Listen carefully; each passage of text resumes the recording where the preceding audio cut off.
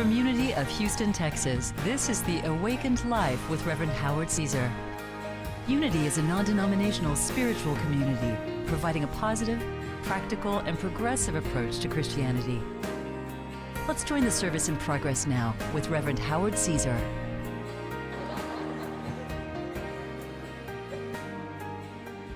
So there was a guy that went to a bookstore and went up to the saleswoman, clerk, and asked her, well, where's the self-help section? And she looked at him and said, no, that would defeat the purpose.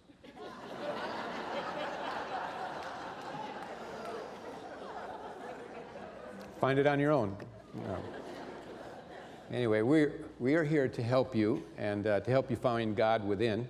And that was what Jesus was about, of course, too. And we are about the Jesus Christ teachings here at Unity. And Jesus was our great teacher and way shower, a great example. And what is it that Jesus really talked about early on, consistently, often?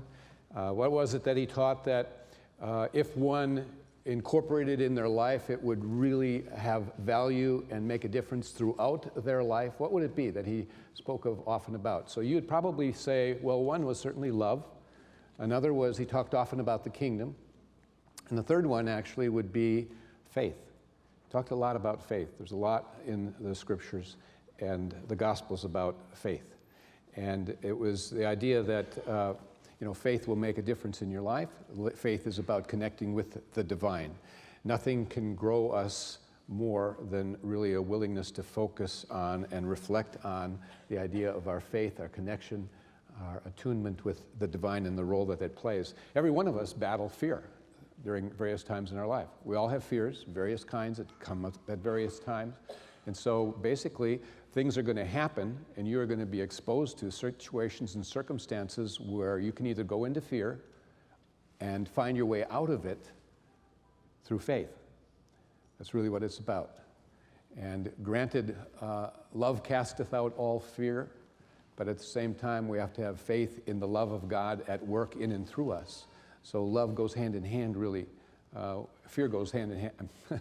Faith goes hand in hand with love and the love of God. It's the faith of knowing that God is good, the nature of God is good, the nature of God is love, and therefore that presence and power is there that I can draw on no matter how things may look, no matter how things may appear. And that's a very, very vital and important part of our life on the spiritual path if we're to be healthy, if we're to remain calm, if we're to minimize stress and the amounts of fear that separate us from our true self from each other and cause us to just show up in ways that are not true to our nature as a child of God. So we want to focus on faith today and what it is, where you find it, how you get it, and why you want it, really. So faith is a knowingness and a trusting in God that is so deep that it goes beyond the head, it goes beyond the intellect and really into the heart. It is a feeling and kind of an internal emotion, and it's kind of a pure knowing. You know, belief and faith, sometimes people get confused as to what they are. And belief can be good, but belief can also be bad. It's all in how we direct it. And the belief system that we have can vary all over the map, and it can sometimes typically be of the head, of the intellect. It can be things that come up from the unconscious, various beliefs that we've carried forward with us, and whereas faith is more internal, and it's more of the feeling nature, and it's something that you're more conscious of. In order to be in faith, you have to actually be in the moment.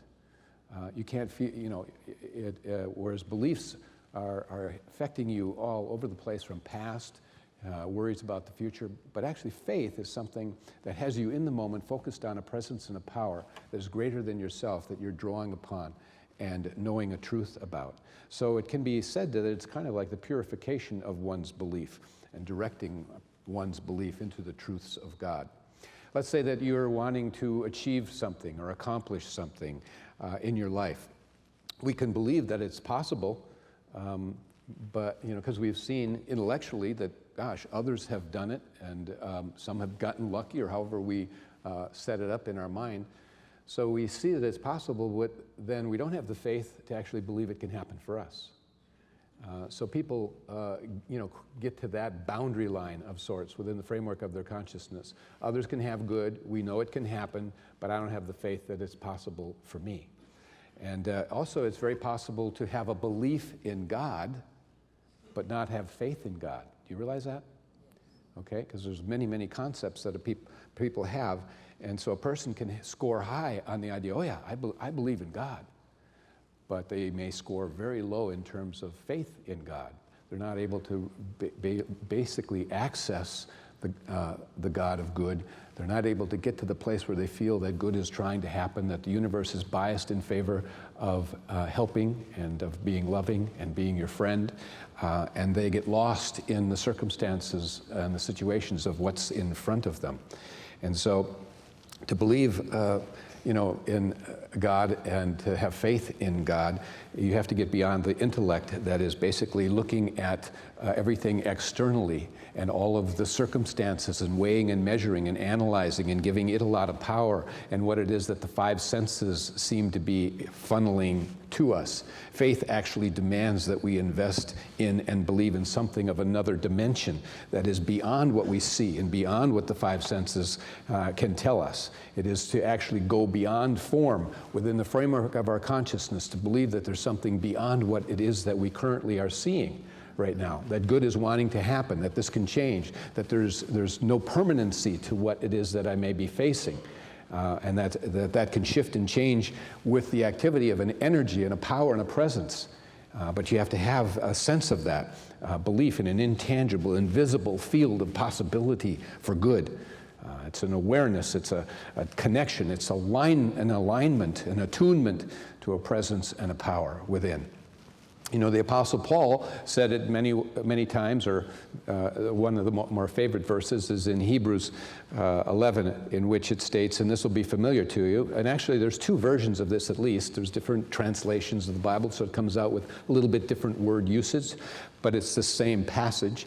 And so one states, faith is the assurance of things hoped for, the conviction of things not seen. You get that? I have a conviction that it can be different than what this is, what I'm seeing here now. So I have a conviction in a possibility that is beyond what I can currently see, and an assurance in that. Now, another translation of that in another scripture is faith is the substance of things hoped for, the evidence of things not seen. Okay? So you can combine them and say, faith is the assurance and the substance of things hoped for, the conviction and the evidence of things not seen. Basically, Charles Fillmore, a co-founder of Unity, he went into deep periods of meditation, did lots of writing, was kind of a deep mystical guy, and he came up with the idea that there are 12 powers, 12 faculties, spiritual attributes that we are in the process of developing and furthering, and broadening, expanding, given power. And that basically each of those 12 powers are related to a disciple. So one disciple represents one power, another, and that essentially the word disciple, is from the root discipline. So we are in the process of disciplining these different powers. So that he went through meditatively and with each disciple and came up with a power, a spiritual faculty. So John, the Apostle John, or the disciple, he represents love. James represents judgment. Matthew represents the will faculty and how you direct your will. Bartholomew represents imagination, and so on, down through the 12 disciples. Now, who do you think was faith? Some of you know it was Peter. Peter was faith. Now, not because Peter had it all right, because none of them had it all right. All of them were trying to follow the Christ example of all of these different spiritual faculties, raising the faculty of the ability to love, raising the faculty of the ability to use their imagination correctly, raising their faculty of understanding how faith most powerfully works, you see. But each disciple on a deeper mystical level representing that, following the highest, which was the Christ, the great teacher. And so Peter was faith, which was a work in progress. He was not necessarily always displaying the most advanced demonstrations of faith. And when you look at his life and some of the exchanges and happenings that he had with Jesus, it's very interesting to kind of just look at that. To begin with, Peter was known as Simon to begin with, and Simon was the first disciple that was called by Christ to serve or to follow him, which says that, wow, faith is really important. It was first. But he also had a brother, Andrew. Andrew represents strength. And so basically, you have to have a strong faith, and that is vital and important in your life. It'll make all the difference in the world. And that has to be developed. It's a spiritual faculty. It's a work in progress. It's something you have to work on a daily basis. And it means that when you see things out there, you have to believe that there's a power greater than the circumstances of what your senses are telling you. And you have to go into a deeper dimension around that. And so there's the passage in the Gospel of Mark where it has Jesus saw Simon casting a net in the sea. They were fishermen. And so he said to them, follow me, I'll make fishers of men. And they left their nets and followed him. That's one version of it. And so that actually represents metaphysically the idea that Peter was being asked to move in a direction toward evolving that which he was. And he represented faith. And it represents the idea that you and I, or the faith in us, are being asked actually to follow this Christ, this higher dimension, the divine presence of God within us, that we may start off our faith as kind of young, raw, not fully developed. For all of us, we waver in that. There are times where we have demonstrated faith. I have. There are times I can tell you stories of times that were clearly the work of the divine. And I can tell you times where I fell on my face because I thought I was doing it. My intellect got caught up in all the circumstances, and I didn't let faith enter in.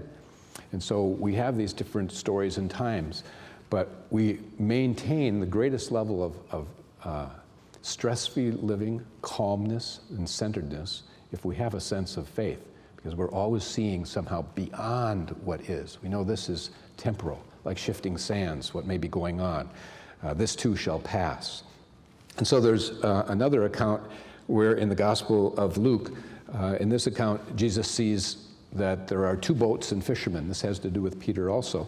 And simply another gospel. And they're washing their nets, these fishermen, because they've just returned from a night of fishing, and they was very unsuccessful. And so Jesus steps into what was Peter's boat and begins to teach. There's a group of people that have gathered around, so he's on the shore, he's teaching to these people. After he gets done teaching, which is really interesting, because what he was teaching, something had to do with what he next told Peter to do. And what he told him to do was put out into the deep. Told Peter, put out into the deep and let down your nets for a catch. Now, that's really powerful, because obviously faith is always asking us to put out into the deep, to go deeper than what is, to be going deeper than what your senses tell you, or what your mind and your fears will dictate in terms of the worst case scenario of what you're facing. And so faith always requires us to go deeper, into deeper waters, beyond the surface. And so Peter argues this in his mind, He clings to the surface. He clings to the report of what he had just experienced. And so, he says, Master, we've toiled all night, and we took nothing, but at your word, I will set down the nets. And so he did, and they went out and fished, and they set down the nets, and the boat was filled. They brought in another boat, and that was filled. Then there were so many fish, the nets broke. So you have this dramatic demonstration and story. So it's meant to be huge. It's meant to be big. It's meant to get your attention, because that's how important faith is. And seemingly miraculous things can happen where you don't understand how, and you don't always know how this is going to work, how you're going to get beyond this or that. But if you have faith in more than yourself alone, which is just belief and living from intellect alone, and that you think you're going to do it alone, and you actually bring in a recognition of a presence and a power at work in your life, and you begin to build and broaden and develop that faculty of faith, things will happen. Your life will be different. You'll show up in a different way as well. It's part of life, is developing all of these faculties. And so what happened was, as a result of this flood of this take of all these fish and so forth, and Peter is moved by this manifestation, and he recognized this was indeed the power of God that was at work in making this happen, and he fell on his knees before Jesus, and he said essentially, I'm not worthy, and meaning he was very humbled by this. And Jesus' response was simply, don't be afraid. From here on, you will be catching men. And they followed Christ. But again, the most importantly here is to remember in the demonstration of faith this idea, put out into the deep. That's a line you don't want to forget. Have I put out into the deep when I'm facing this or that or whatever it is that wants to take over in you in terms of fear? Your intellect, your mind alone wants to run away with you, okay? But your heart is what will take you into the deep, because your heart is in the moment, is what you're feeling something. And it's something that, you know, we have to build and work on. We're not there all the time. We're not able to lock on, most of us. You know, that at one point Jesus gave Simon the surname Peter. And basically in Greek, Peter means rock. And so as you travel through other passages, one of the things that Jesus was gathered around with some of the disciples, and he asked that question, you know, so who do men say that the Son of Man is? And they said, John the Baptist, Elijah, Jeremiah, or one of the prophets. He says, okay, so who do you say that I am? And it was Peter that was the first one that came out and said, you are the Christ, the Son of the living God. And you'll recall that Jesus was really pleased with that. And he said, blessed are you, Simon Peter, for flesh and blood has not revealed that to you, but the Father within. And what he was meaning by that is, it wasn't the flesh and blood, it wasn't the external, it wasn't the surface stuff. You had to go deep into your heart to see in the dimension of me, God, all right? To see God is at work in my world, to see God is at work in this person, even when they're not doing really great. It's a belief in something that is beyond the physical, it's in the deeps. And so Jesus was very happy with that. And it was there that Jesus said, and I will tell you that you now are Peter, and on this rock I will build my church. And what does that mean to you and me? We have to apply it to our lives. What he is saying, that passage is that your foundation is the rock of faith, and upon it you must build your life. Your life will be different if you're a faith-filled person, okay? Faith in God, God always present, always helping, always there. And, you know, one of the points that a person can get into trouble with is the moments when we doubt, we get caught up in the circumstances, how difficult things may appear. And there's an evidence of that in one passage where there's an account of a man who brought his son to Jesus to be healed when the disciples had tried or attempted and had failed. And the different translations tell us that the son of this man, in one passage it says he was a lunatic. He was falling down in fire and falling down in the water and falling down. In another passage it says that he had demons. In another passage it says that he had epileptic seizures, okay? And so whatever you want to go with, I would say that basically it was epileptic seizures. And Jesus is a wee bit frustrated that the disciples weren't able to heal this boy, and he says to them, "Oh, faithless generation. Oh, faithless generation, how long will I be with you?" In other words, you guys need to get this stuff. And so Jesus then heals the boy, and the disciples came to him and said, you know, why weren't we able to? And Jesus simply says, because of your little faith. Your faith was little, wasn't strong enough, you know, and your belief. And basically he said your unbelief as well. So anyway, it was there that he said, you know, if you have the faith of a mustard seed, you can say to this mountain, be moved to yonder place, and nothing will be impossible to you. So again, he's emphasizing how important and how powerful faith can be in your life, and that sometimes it comes on in increments, a little to a lot, because we're a work in progress, and it's a faculty. So faith is a kind of confidence, really, in the realization that there is something good always there on the other side of whatever it is I may be facing. And so I'm in this life actually to learn that, to understand that, to bring it forth. And the only way I can bring it forth is to know it and to see it when it's not here yet. Evidence of things not yet seen, as Paul said. And so it's a mature kind of thing. It doesn't waver, it's sincere, it's calm, it's patient. It doesn't have to have it show up right now. So you have to persist in knowing this. A wonderful example that I always like to refer to, because it always moves me, this story. It's a guy named Walter Russell, and it dates back to a time in which he was a master of all of the arts. He so believed in God that God was a divine intelligence, could move through him to accomplish anything. He just had a conviction of that. And anyway, so he demonstrated the arts at a high level in music, literature, architecture, painting, sculpturing, all of these things. If you read up, a very interesting person, Walter Russell.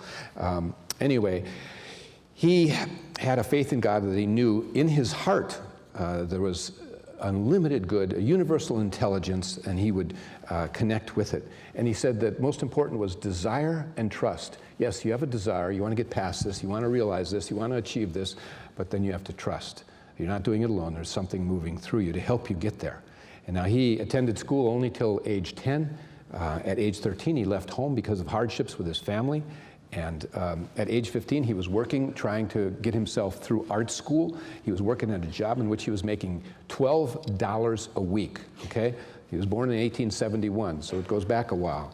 And anyway, he had a girlfriend. He had a girlfriend that he was dating, and there was an opera company that they learned was coming to town. And his girlfriend said, oh, can we attend the opera series? And he said, okay, yeah. Well, he thought she meant attend one performance. She meant to attend the whole series, okay? The whole series was $79 a person. It would take him a year to save that much money. He's going to school, $12 a week, all of that. And so his girlfriend challenged him, however, to say, you believe with God all things are possible, now demonstrate it. Nice girlfriend. And so he took to the challenge, and he went and he got in line when the day that they came to sell tickets. And he got in line the night before, slept overnight, so he was up front. And in the and he went, he said with the absolute conviction, even though he only had $6, he believed that by the time he got to the window, somehow God would help him have the money to buy these tickets. He had no idea of how, but he believed. And before the window opened, in the morning, a man approached him and said, would you like to make $5? And he said, how? Sure. And he said, by selling me your place in line. I have to get to work by 9 o'clock in my office. Walter says, I'll do one better than that. I'll take the money, buy the tickets, and deliver it to your office. So he took down the guy's name, pulled out a pad and a pencil, and started taking this down. Well, now he had money in his fingers, a pad and a pencil, and others got the gist. He looked like a bookie at the racetracks. People began to flood from way in the back of the line, afraid they would never get enough, there wouldn't be enough tickets. And so he was taking, $5 a person and getting addresses and names and where to deliver. And in the end, he not only had enough for his girlfriend and him to attend the entire series, he also had in excess $110 to help see him through months of going to art school and going forward, but all built on an absolute trust. Now, we need to hear those stories. Are we able to do that? I don't know, but you need to hear them. You need to know they happen. Absolute conviction that he had in the belief that it could happen. There's a guy named Alex Carroll. He's a Nobel Prize winning surgeon. he tells the story about a voyage to Lourdes, and he was actually taking on a train. This was some years ago, and he was on a train with a bunch of people, and he was there to debunk that it could happen. And there was a girl named Marie who was very ill. She lapsed into a coma. Her private or personal physician had given up hope on her, and basically when they arrived there at Lourdes, this Dr. Carroll and another physician examined her and said that basically she only had a few days to live, that it would be a miracle if she even made it back to her home and from this experience. Anyway, Marie was determined and believed that somehow this water at Lourdes would help her. So they described her condition in the book. She lay on her back beneath a brown blanket which made a mound over her distended abdomen. Her breath came in quick and short breaths. She was apparently unconscious. Her pulse was very rapid. Her face was ashen. It was obvious that this young girl was about to die. But she didn't die. 2 hours after having the water poured on her, all the symptoms of illness vanished. He writes, quote, "She was cured. In the span of a few hours, a girl with a face already turning blue, a distended abdomen, and a fatally racing heart had been restored to health." She was aware no one else had a success there. So that was what she was faced with. Oh my God, no one else. And so her faith actually went deeper than the water. Her faith went deeper into the fact that God was healing her. The water would be a catalyst. And how, we don't know, but it happened. Okay, it happened, and we need to hear that. Now, you have to realize that, yeah, people die at some point, and we're not judging, well, they didn't have faith. We all pass on at some point or another. We all have demonstrations in different ways and places of our lives relative to faith. And so healings can happen, yes, but even death, is you're asked to have faith that you're an eternal being, and that when you cross over, it's not with stress and fear, because you have faith. You have established a faith in your relationship to a divine presence. You have an embracing of what is true of God and of you. So everything is an opportunity in that way. So the question becomes, what are we knowing? What are we knowing? Are we knowing that the right job is there for us when we don't have one? Are we knowing that there are blessings that are finding their way to us? Or are we knowing that all things bad are just happening and that's all that life is? Faith is a form of expectation, and it's an expectation of God's good in one way or another. And it doesn't mean everything's going to go perfect. It just means that you're going to encounter things where you're going to be called to see into the deep, beyond what is, and continue to affirm that you live in a universe and the nature of God is good, and that is seeking to find its way. That the only boundaries you face are the boundaries of your own consciousness as it seeks to grow and unfold and awaken to truth. Because really, faith can be invested as strongly in sickness as in health, as strongly in poverty or lack as prosperity. It's just how we're going to direct what we believe in the most. However, I believe that one is a belief, and the other is faith. Faith is really embracing what is true of God, all right, and is connected consciously to the presence of God. And so, as we go our way, I just encourage you, to go into the deep as Jesus invited his disciples to do, because there you will find who you are and another level of life and living. We're all meant to be a light in the world. So go be the light you've been called to be. God bless you all.